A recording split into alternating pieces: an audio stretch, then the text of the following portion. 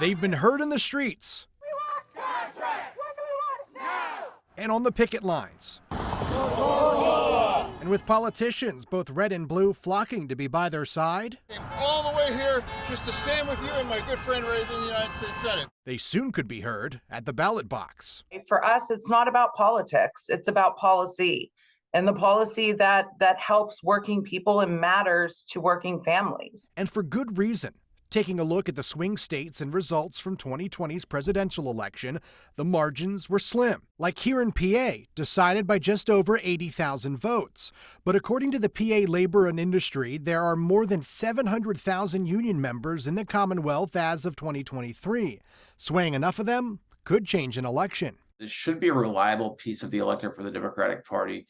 And it just looks like Donald Trump has done something to pull them into his side of the aisle. Eli Yokley is a U.S. politics analyst for the Morning Consult, a global research firm. He authored a study that took in nearly 820,000 survey responses since 2017 from union workers across the country.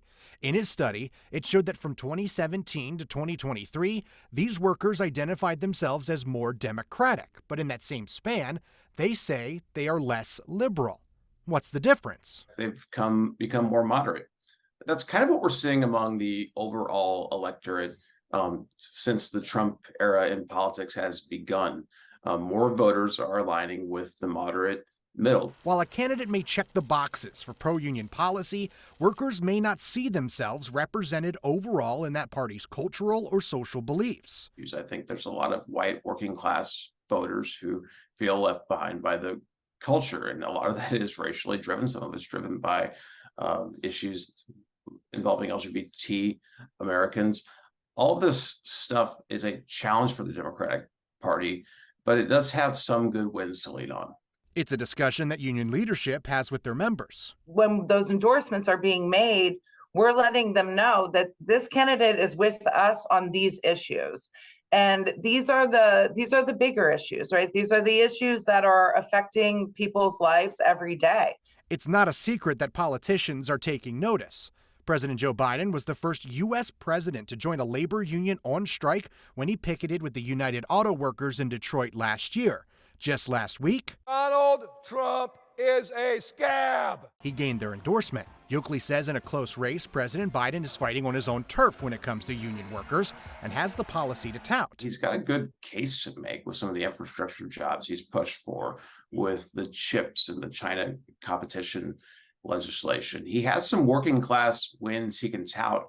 He's just got to get past some of these other problems that he's facing right now. But the opportunity is there. Republican Senator Josh Hawley of Missouri was in that same picket line, passing out waters, an attempt to show his change of heart on right-to-work laws, as reported by the St. Louis Dispatch. Last week, former President Trump made a trip to the Teamsters, hoping they would like what he had to say. For many, many years, they only do Democrats, but in my case it's different because I've employed thousands of Teamsters. In 2022, Republican Dave White, a union steam fitter, hoped to bring that union support to the Republicans when he ran for governor, not only supporting pro-union policy, but highlighting that difference in ideology. Democratic ideology has certainly gone far left. It's going to the woke world, and that is not what a lot of the union men and women are interested in. As I said, they're interested in safe schools. They're interested in safe neighborhoods.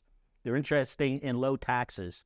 They're interested in a lot of things that everybody's interested in, but not the woke environment that we're seeing in the Democratic Party now. But when it came to the general election, it was now Governor Josh Shapiro who gained the union endorsements, including the Pittsburgh Boilermakers Local 154, who picked Trump in 2016 and 2020.